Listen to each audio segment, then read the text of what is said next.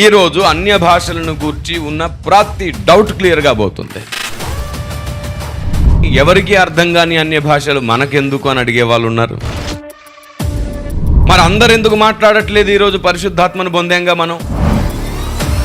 అంటే ఒకటి నిరూపించబడింది కదా అని సంబరపడట్లా, మళ్ళీ దాన్ని తప్పు పట్టడానికి ఇంకో కోణం పట్టుకుంటున్నారు. ఎంత విచిత్రం అంటే ఇంకో వచనం ఎలా మర్చిపోయింది సమాజం. భాషలు మాట్లాడుతున్నప్పుడు దేవుణ్ణి స్తుతిస్తున్నారు అంతే. భూమి మీద 99% ఎవ్వరూ కూడా భాషల్లో మర్మములు పలుకుటలేదు. అందుకు ఈనాటి దినాల్లో 99% ప్రపంచవ్యాప్తంగా పలికిన మాటే పలుకుతూ ఇది భాష అనుకుంటున్నారు. అన్య భాషల సర్వసత్యం యొక్క సారం ఇదే.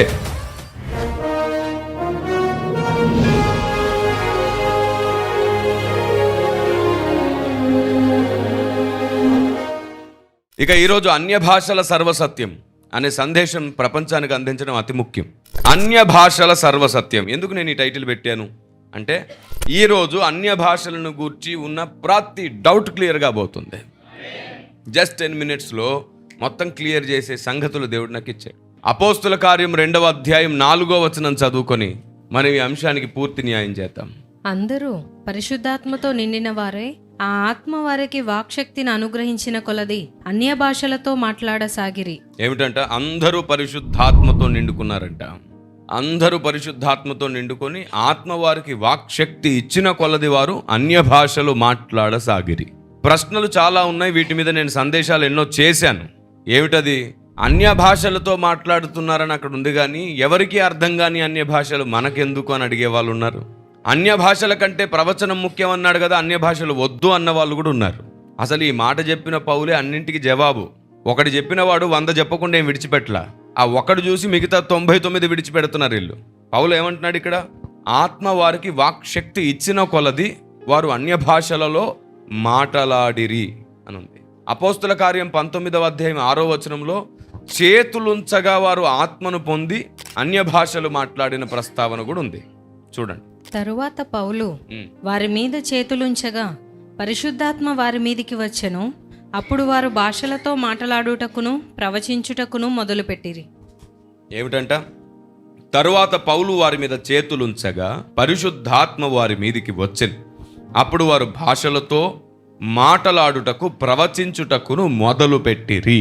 మరి అందరు ఎందుకు మాట్లాడట్లేదు ఈరోజు పరిశుద్ధాత్మను పొందాంగా మనం? అంటే కొందరు అంటారు భాషలు మాట్లాడట్లేదు, అయితే నువ్వు ఆత్మను పొందలేదు అంటారు. వాళ్ళది తప్పే. ఆత్మదేవుడు మన లోపట ఉన్న భాషలు అందరికీ రాకపోవచ్చు. ఈ మాట ఎవరన్నారు? మళ్ళీ పౌలే అన్నాడు. కొరింథీ పత్రిక 12వ అధ్యాయం 30వ వచనం. అందరూ భాషలతో మాట్లాడుచున్నారా? అందరూ ఆ భాషల అర్థం చెప్పుచున్నారా? కృపావరములలో శ్రేష్టమైన వాటిని ఆసక్తితో అపేక్షించుడి. అది సంగతి. అందరూ భాషలతో మాట్లాడరు, కొందరే భాషలతో మాట్లాడతారు. ఇప్పుడు ఇంకో సమస్య, మరి భాషలతో మాట్లాడుతుంటే మనకు అర్థం కావట్లేదేంటి? ఆది సంఘం ఆ కాలంలో అందరికి అర్థమైంది కదా, వీరు మన భాషలతో మాట్లాడుచున్నారు, మన భాషలతో దేవుని మహిమను వివరించుచున్నారు, దేవుని గణపరుస్తున్నారని వాళ్ళు గుర్తుపట్టారు కదా అని అన్నారు. అంటే ఒకటి నిరూపించబడింది కదా అని సంబరపడట్లా, మళ్ళీ దాన్ని తప్పు పట్టడానికి ఇంకో కోణం పట్టుకుంటున్నారు. ఒకటి నిరూపించబడ్డ తర్వాత దాన్ని తప్పు పట్టొద్దు. దాని గురించి ఇంకో ప్రశ్న ఉంటే, ఇది సత్యమే, భాషలు ఉన్నాయి, ఓకే, మరి ఎందుకు అర్థం కావట్లేదు? అర్థం కావట్లేదు కాబట్టి లేవంటాడు. మళ్ళీ అందరు ఎందుకు మాట్లాడట్లేదు అని అడిగారా? బైబులే అందరూ మాట్లాడరు అని చెప్పింది. చెప్పిన తర్వాత ఓకే, అయితే అందరూ మాట్లాడరు, కొందరైనా మాట్లాడతారు, సో భాషలు ఉన్నాయి అని అనుకోడు. లేవు అని చెప్పడానికి మళ్ళీ ఇంకో ప్రశ్న వేస్తాడు. అది కాదు, ముందు స్థాపించబడిందని నమ్ము, తర్వాత స్థిరపరచబడవలసిన వాటిని ఆలోచించు. విషయం ఏమిటంటే, అందరూ భాషలు మాట్లాడరు, కానీ ఇప్పుడు ఎందుకు అర్థం కావట్లేదంటే 2 రకాల భాషలు ఉన్నాయి. కొరింథీ పత్రిక 1వ పత్రిక 13వ అధ్యాయం 1వ వచనంలో మనుషుల భాషలతోనైనను దేవదూతల భాషలతోనైనను అన్నాడు. మనుషులకు ఎందుకు అర్థమైందంటే, ఆనాడు వాళ్ళు మనుషుల భాషలు మాట్లాడారు. పరిశుద్ధాత్మ దేవుడు అందరితో మాట్లాడాలి అనుకున్నప్పుడు, లేదా అన్యజనులను అనేకుల్ని రక్షించాలి అనుకున్నప్పుడు ఇలాంటి అద్భుతం భాషల ద్వారా కూడా జరిగిస్తున్నాడు. ముగింపులో అంత్య దినాల్లో ఇది మళ్ళీ జరుగుతుంది. సమయం కొంచెమే అయినప్పుడు దేవుడు చేసే కార్యం ఇది. సమయం కొంచెమే అయినప్పుడు తన కొరకు సిద్ధపడిన శిష్యులను, ఆయత్తపడిన జనులను దేవుడు వాడుకొని చేసే అద్భుతం ఇది. భాషల వరం కూడా ఆత్మల రక్షణ చేస్తుంది. రాసి పెట్టుకోండి. భాషల వరం కూడా ఆత్మల రక్షణ చేస్తుంది. ఎందుకంటే ఆనాడు వారు పెంతుకోస్తు దినమున మేడగదిలో నిలుచుండి వాళ్ళు భాషలు మాట్లాడుతున్నప్పుడు ఆ మాటలు విన్నవారు ఏమన్నారు? పేతురు నిలుచుండి మాట్లాడుతుంటే ఎంతమంది రక్షించబడ్డారు? అది ఆత్మల రక్షణే కదా మరి. కాబట్టి వీరు మన భాషలు మాట్లాడుతున్నారని ఆశ్చర్యపడ్డవారు పేతురు నిలుచుండి బోధ చేసినప్పుడు విని ఆశ్చర్యపడి జాగ్రత్తగా తమ మారు మనసు అనుభవంలోనికి వచ్చారు. భాషల వరం ద్వారా కూడా అన్యజనులకు సూచనగా ఎందుకుందంటే రక్షణ వాళ్ళకు ఉండబోతుంది. అదే మాటను చూడండి ఒకసారి. కొరింథీ పత్రిక మొదటి పత్రిక 14వ అధ్యాయం 23వ వచనం. సంఘమంతయు ఏకముగా కూడి అందరూ భాషలతో మాట్లాడుచుండగా ఉపదేశము పొందని వారైనను అవిశ్వాసులైనను లోపలికి వచ్చిన ఎడల మీరు వెర్రి మాటలాడుచున్నారని అనుకొందురు గదా. ఈ వచనం పట్టుకొని మరేంటి లాభం? అవిశ్వాసులు సంఘంలోకి వస్తే వాళ్ళు అసలు వాళ్ళకి అర్థం చేసుకున్నప్పుడు భాషలు ఎందుకు మాట్లాడాలి సంఘంలో అన్నారు. ఎంత విచిత్రం అంటే ఇంకో వచనం ఎలా మర్చిపోయింది సమాజం చూడండి. కొరింథీ పత్రిక అదే 14వ అధ్యాయము 22 చూడండి. కాబట్టి భాషలు విశ్వాసులకు కాదు అవిశ్వాసులకే సూచకమై ఉన్నవి. ఇప్పుడు మాట్లాడాలా లేదా? 23 వచనం ఎత్తుకొని ప్రశ్నించినోడికి 22 ఎందుకు జ్ఞాపకం లేదంటే తమకు నచ్చిందే నిరూపించుకోవాలనుకునే వారికి దేవుడు చెప్పేది ఎలా అర్థమవుతుంది? ఇదిగో ఆధారం. అది అన్యజనులకు సూచన. వాటి వలన వారు రక్షించబడతారు. అయితే వారు సంఘంలోనికి వచ్చినప్పుడు వాటి వల్ల వాళ్ళకు ప్రయోజనం కంటే కూడా ప్రవచనం వల్ల వాళ్ళకు ప్రయోజనం ఎక్కువగా ఉంటుంది.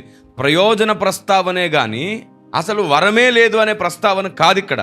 లాభం దేంతో ఎక్కువ వస్తుందని కొలుచుతున్నప్పుడు కొన్ని తక్కువ కొన్ని ఎక్కువ కనబడుతున్నాయి. ఈ ఎక్కువ తక్కువలో కొందరు దాన్ని తీసేశారు. ఈ తక్కువనా ఇది నాకు వద్దు అనుకున్నారు. ఎక్కువ తక్కువలో తక్కువ ఉన్న వాటిని తీయడం దైవచిత్తం కాదు. మీరు చెప్పండి, త్రాసులో ప్రతి రాయి కొలత సమానమా? కేజీకి అర కేజీకి సమానమైన బరువు ఉంటుందా? 50 గ్రాములకు 100 గ్రాములకు సమానమైన బరువు ఉంటుందా? కాదు కదా.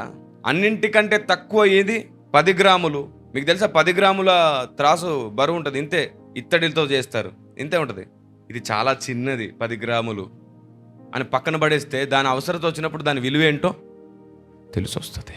ఇక్కడ ఎక్కువ తక్కువ అనే ప్రస్తావన వస్తున్నప్పుడు ఒకదాని బరువు తూకంలో ఒక రాయి బరువు చిన్నది కావచ్చు, ఒక రాయి బరువు పెద్దది కావచ్చు, కానీ దేని అవసరత దానికి ఉంటుంది. దేని అవసరం దానికి ఉంటుంది ఖచ్చితంగా. తక్కువ బరువు అని చెప్పి తీసి పక్కన పడేస్తే సో ఇక్కడ దేనితో ఎక్కువ లాభం అనే కొలత కొలుస్తున్నాడే కానీ తృణీకరించట్లా. ఎందుకు తృణీకరించట్లేదో తెలుసా? ఆయన అంటాడు నేనే మీ అందరికంటే ఎక్కువ భాషలు మాట్లాడుతున్నాను అన్నాడు. చూడండి ఒకసారి కొరింథీ పత్రిక 14:39 చదవండి. కాబట్టి నా సహోదరులారా, ప్రవచించుట ఆసక్తితో అపేక్షించుడి, భాషలతో మాట్లాడుట ఆటంకపరచకుడిగా. ఏమన్నాడు? ఆటంకపరిచే విషయం కాదు అది. నువ్వు ప్రవచనానికి ఎక్కువ విలువిస్తున్నాడంటే భాషలకు విలువ లేదు పోయిందని కాదు, ఆటంకపరచొద్దని కూడా చెప్పాడు.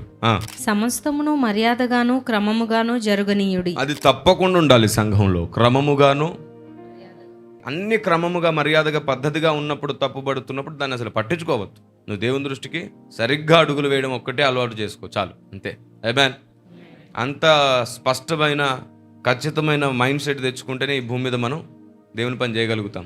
భాషలతో మాట్లాడడం ఆటంకపరచొద్దు అని అన్నాడు. అన్యజనులు ఉన్నప్పుడు ప్రవచించు కానీ భాషలతో మాట్లాడితే వాళ్ళకేం అర్థమవుతుంది అని అంటున్నాడు, అంతే. అంత మాత్రాన భాషల వరం లేదు అనేది ఆయన ఉద్దేశం కాదు. నేనే మీ అందరికంటే భాషలు ఎక్కువగా మాట్లాడానన్నాడు. మరి భాషలు ఏంటంటే సంఘక్షేమమే. మళ్ళీ సంఘంలో భాషలు మాట్లాడవద్దు అనేది నిజమైతే మరి సంఘానికి క్షేమాభివృద్ధి ఎలా జరుగుతుంది? చూడండి కొరింథీ పత్రిక అదే 14వ అధ్యాయం 5వ వచనం. మీరందరూ భాషలతో మాట్లాడవలెనని కోరుచున్నాను గాని మీరు ప్రవచింపవలెనని మరి విశేషముగా కోరుచున్నాను. ఏమన్నాడు? మీరందరూ భాషలతో మాట్లాడాలని నాకు కోరిక ఉంది, కానీ ప్రవచించాలి అని కోరుకుంటున్నాను విశేషంగా. ఎందుకంటే సంఘంలోకి అన్యజనులు వస్తున్నారు, వాళ్ళకి అర్థమయ్యే భాషలో మాట్లాడండి. వచ్చినవాడు నువ్వేదో పిచ్చి మాటలు మాట్లాడుతున్నావని తృణీకరించకుండా ఉంటుంది అని చెప్పాడు, అంతే. అసలు భాషలే వద్దు అని అనలా. ఇదిగో పౌలు ఈ మాట అన్నాడు కదా, భాషలు ఎందుకని నిర్వచనం చేసుకున్నారు కొందరు. అసలు అదే అధ్యాయంలో ఇంకో మాట అన్నాడు, చూడండి ఒకసారి 2వ వచనం. ఎందుకనగా భాషతో మాట్లాడువాడు మనుషులతో కాదు దేవునితో మాట్లాడుచున్నాడు. అది సంగతి. ఇప్పుడు ఇంకా సర్వసత్య సందేశం ప్రారంభమవుతుంది, వినండి. భాషలతో మాట్లాడువాడు మనుషులతో కాక దేవునితో మాట్లాడుతున్నాడు. కాబట్టి వీళ్ళు ఏమంటారంటే అలాంటప్పుడు సంఘంలో మాట్లాడడం ఎందుకు? ఇంట్లో మాట్లాడుకోవాలి. దేవునితో మాట్లాడుతున్నాడుగా, మనుషులకు ఎందుకు? ఇదిగో విశ్వాసులకు కాదు అవిశ్వాసులకే సూచన అన్నాడా లేదా? అంటే వీళ్ళు భాషలతో మాట్లాడుతున్నాడు, అమ్మో వీళ్ళు దేవుని భాషతో మాట్లాడుతున్నారు, వీళ్ళు ఆత్మచేత నింపబడ్డారని ఒక స్పృహ వారికి కలుగుతుంది. రెండవది, వాళ్ళకు కూడా అర్థమయ్యే ఉపదేశం చేయాలి కదా. ఎంతసేపు 24 hours భాషలే మాట్లాడితే ఎలాగా? అన్యజనులు వచ్చారు, మీరు భాషలతో మాట్లాడుతూ గంటలు గడిపేస్తారా? వాళ్ళకో సందేశం ఇవ్వండి, అది ఉద్దేశం. అంతేగాని భాషలతో సంఘంలో మాట్లాడకూడదనే ఉద్దేశం అసలు లేదు. పౌలు ఎక్కువ భాషలతో మాట్లాడడమే కాదు, సంఘమంతా, కొరంది సంఘమంతా భాషలతో మాట్లాడిన వాళ్ళు ఉన్నారు, వరములతో నింపబడ్డ వాళ్ళు ఉన్నారు. ఎంత స్పష్టమైన వివరణ ఇచ్చాడు. భాషలతో మాట్లాడువాడు మనుషులతో కాదు, అందుకే మనుషులకు అర్థం కాదు. ఆనాడు ఎందుకు అర్థమైంది? ఆనాడు మనుషుల భాషలు మాట్లాడారు, ఈనాడు దేవదూతల భాషలు మాట్లాడుతున్నారు. మరి దేవునితోనే మాట్లాడుచున్నాడు అన్నాడు అని విడిచిపెట్టలా, వాడు మర్మములు పలుకుచున్నాడు అని ఉంది. ఇక్కడ సందేశానికి జీవం పోసాడు దేవుడు. మర్మములు పలుకుచున్నాడు అన్న దగ్గర సందేశం మరో మలుపు తిరిగింది. ఏంటో తెలుసా? మీరు చెప్పండి. నేను భాషలతో మాట్లాడుతున్నాను అనుకోండి, మర్మములు పలుకుచున్నాను. నేను దేవునితో మాట్లాడుతూనే మర్మములు పలుకుతే ఈ మర్మములు నేను దేవునికి బోధిస్తున్నానా? మరి సంఘానికి ఎలా అర్థం అవ్వాలి? భాషలు అర్థం చెప్పేవాడు ఉండకపోతే సంఘానికి అసలు ఆ మర్మములు అర్థం కావు కదా. ఈనాటి దినాల్లో అందరూ మాట్లాడుతుంది మనుషుల భాషలు కాదు, దేవదూతల భాషలే మాట్లాడుతున్నాం మనం. అయితే ఈ దేవదూతల భాషల్లో కూడా అందరూ మర్మములే పలుకుటం లేదు, అందుకే సంఘానికి అర్థం కావట్లేదు. వీరు భాషలు మాట్లాడుతున్నప్పుడు దేవుణ్ణి స్తుతిస్తున్నారు అంతే, అందుకే పలికిందే పలుకుతారు. అది దేవుణ్ణి స్తుతించడం వరకు మాత్రమే. ఎప్పుడైతే భాష మొత్తం మాట్లాడతారో అప్పుడు మర్మములు వారు మాట్లాడినట్టు. భూమి మీద 99% ఎవ్వరు కూడా భాషల్లో మర్మములు పలుకుటం లేదు. భాషలలో మర్మములు పలకాలి అని రాయబడింది.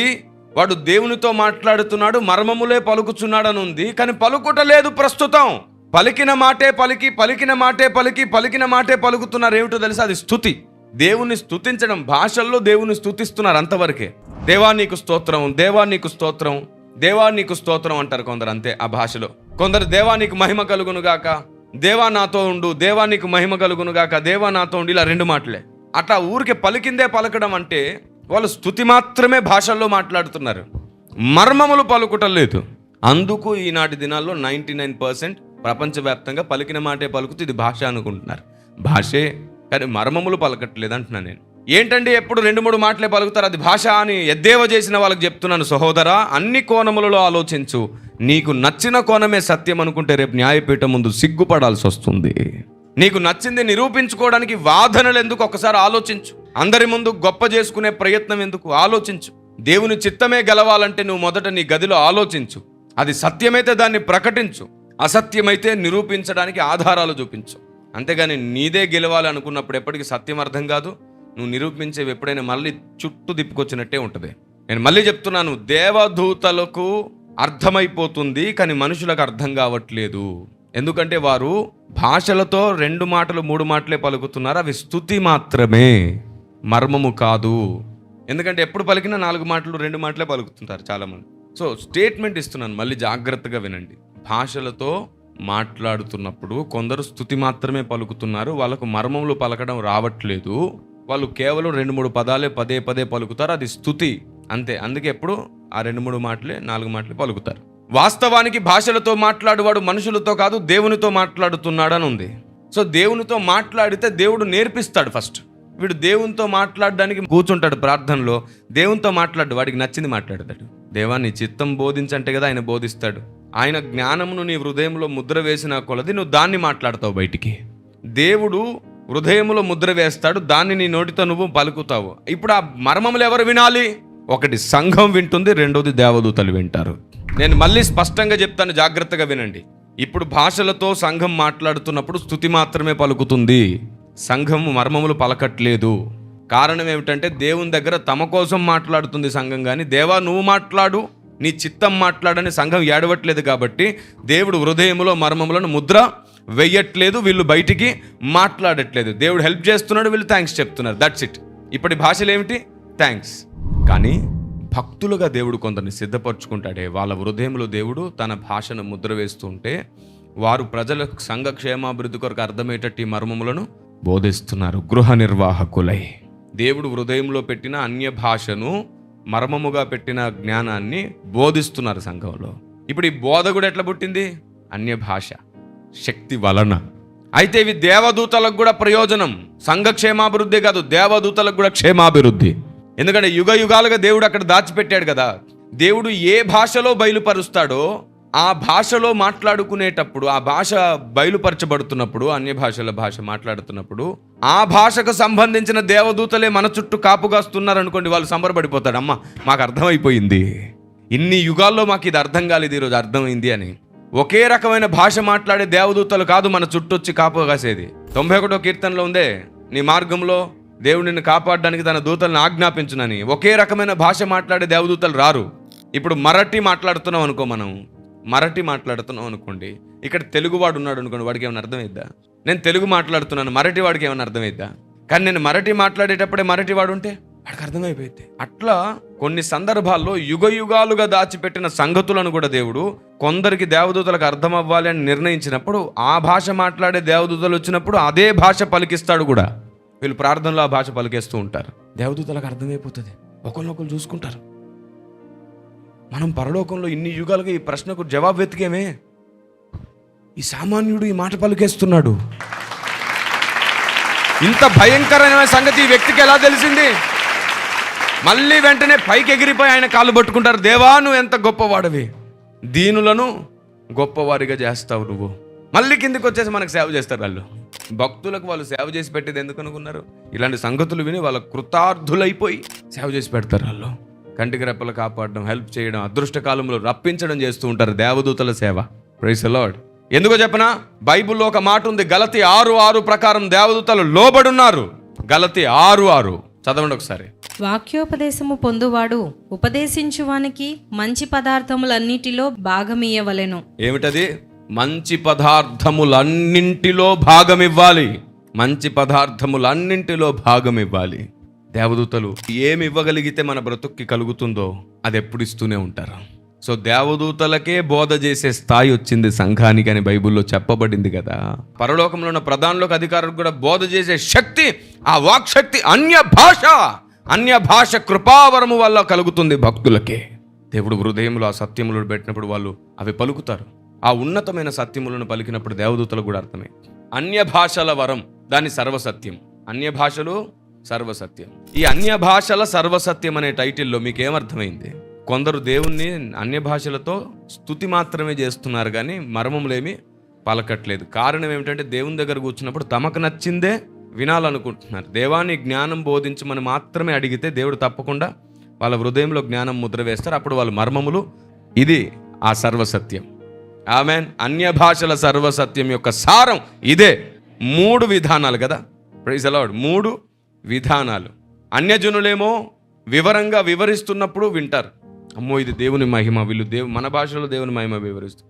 దేవదూతల భాషలతో మాట్లాడితేనేమో దేవదూతలకు లాభం, వాళ్ళు వింటారు. అర్థమయ్యేటట్లు మాట్లాడితే సంఘం విని అభివృద్ధి పొందుతుంది. ఎన్ని అద్భుతాలు జరుగుతున్నాయి అన్య భాషల వల్ల. అది సామాన్యమైనది కదా. అందుకే అంటాడు, మీరు అందరూ అన్య భాషలతో మాట్లాడాలని కోరుకున్నాను అన్నాడు. అయితే అన్నిటికంటే ముఖ్యమైనది ప్రవచనం అన్నాడు. కొంచెం తగ్గించి కొంచెం పెంచాడు, అంతే, తీసేయలేదు. ఈ విషయాన్ని సమాజం అర్థం చేసుకొని గుర్తిస్తుందని నమ్ముతూ పరిశుద్ధాత్మ దేవుని పాదాలు పట్టుకొని ప్రార్థిద్దాం. క్రైస్తవ సమాజం సర్వసత్యములో స్థాపించబడాలి. సబ్స్క్రైబ్ చేసుకోవడం మర్చిపోకండి, లైక్ చేయండి, బెల్ ఐకాన్ని ప్రెస్ చేయడం మర్చిపోకండి.